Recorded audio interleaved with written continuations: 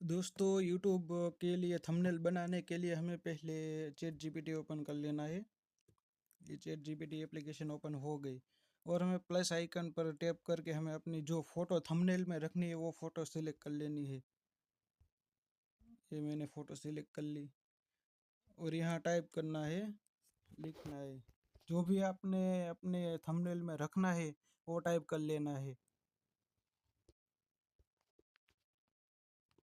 मैंने टाइप कर ली है, मुझे जैसे थंबनेल बनाई नहीं है वैसा टाइपिंग कर ली है।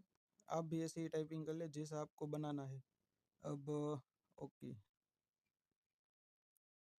ये थंबनेल हमारी बन रही है, थोड़ा वेट करना पड़ेगा दोस्तों, थोड़ा वेट कीजिए।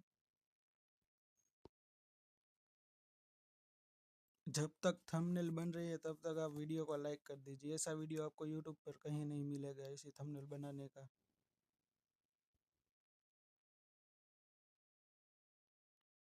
थोड़ा सा वेट करना पड़ रहा है, थंबनेल बन ही रही है हमारी।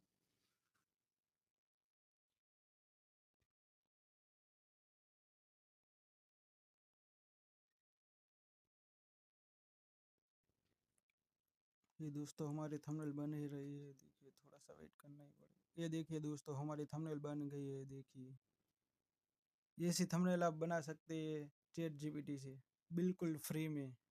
आपको कैसा लगा वीडियो को लाइक कर दीजिए और चैनल को सब्सक्राइब कर लीजिए। Thank you.